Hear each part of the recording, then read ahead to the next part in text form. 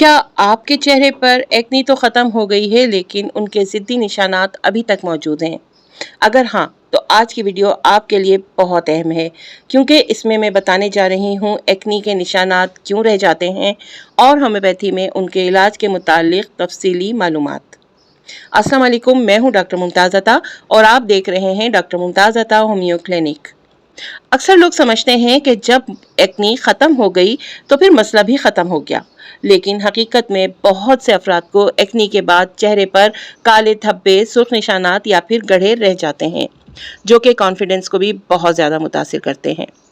आज हम बात करेंगे एक्नी स्कार्स और मार्क्स में फ़र्क के मुतालिक, इनके असल असबाब के मुतालिक और किन गलतियों से निशानात बढ़ जाते हैं।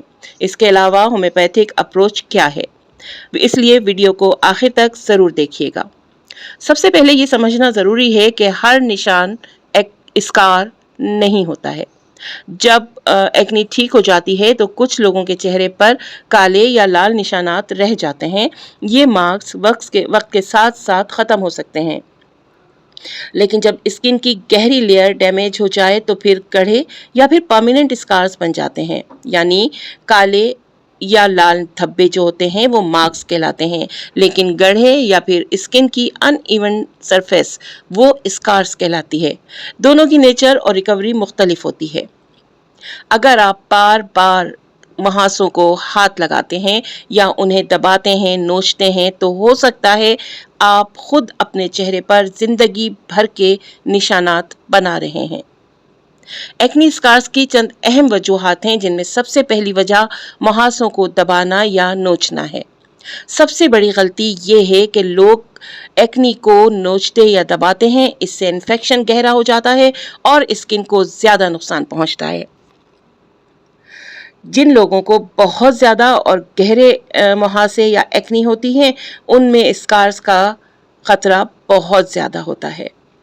अगर एक्नी को नज़रअंदाज कर दिया गया हो तो फिर उसमें इन्फ्लेमेशन हो जाती है। ज़्यादा अरसा रहती है इन्फ्लेमेशन तो फिर स्कार बनने लग जाते हैं। ख़ास तौर पर अगर जो टीनेज बच्चे होते हैं, पीसीओएस और हार्मोनल तब्दीलियां होती हैं जिनमें, उनके जो दौरान है एक्नी वो ज़्यादा बनती है। यहाँ जेनेटिक्स भी बहुत इम्पॉर्टेंट रोल अदा करती है। कुछ लोगों की स्किन फितरतन स्कार्स बनाने की तरफ ज़्यादा माइल होती है बाय जेनेटिक्स। गलत स्किन केयर भी अगर हो तो जैसे हर क्रीम हर स्किन के लिए मुनासिब नहीं होती है। कुछ प्रोडक्ट्स एक्नी और निशानात को मज़ीद बढ़ा देते हैं। अब अगर हम बात करें होम्योपैथिक अप्रोच की, तो होम्योपैथी में सिर्फ निशान को नहीं देखा जाता, बल्कि पूरा पेशेंट की मिजाजी और जिस्मानी कैफियत को भी मद्देनज़र रखा जाता है। उसके बाद ही ट्रीटमेंट स्टार्ट किया जाता है। अगर एक्नी हार्मोनल वजह से है तो उस पर तवज्जो दी जाती है। अगर हाजमे के मसाइल, स्ट्रेस या किसी और बुनियादी वजह से एक्नी हुई है तो उसे भी असेस किया जाता है। होम्योपैथिक ट्रीटमेंट का जो मकसद है वो ये है एक्नी की टेंडेंसी को कम करना, नए एक्नी को बनने से रोकना, स्किन की सेहत को सपोर्ट करना और स्कार्स की रिकवरी प्रोसेस को बेहतर बनाना। लेकिन याद रखें, हर पेशेंट के लिए दवा मुख्तलिफ हो सकती है। किसी भी दवा का इस्तेमाल क्वालिफाइड होम्योपैथिक डॉक्टर के मशवरे से ही करना चाहिए।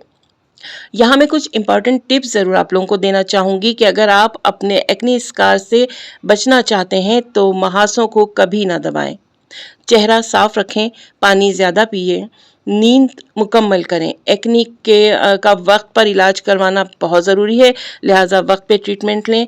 अपनी स्किन टाइप के मुताबिक प्रोडक्ट इस्तेमाल करें। अगर आपको ये वीडियो मुफीद लगी हो तो वीडियो को लाइक कीजिएगा, शेयर भी कर दीजिएगा और हमारे चैनल पर डॉक्टर मुमताज़ अता होम्योपैथिक क्लिनिक को सब्सक्राइब करना ना भूलिएगा। अगर आप एक्नी या एक्नी स्कार्स के हवाले से कोई सवाल पूछना चाहते हैं तो फिर कमेंट्स में ज़रूर लिखें। इंशाल्लाह कल अपनी नई वीडियो के साथ ज़रूर हाजिर होंगे। तब तक के लिए इजाज़त दीजिए। अल्लाह हाफिज़।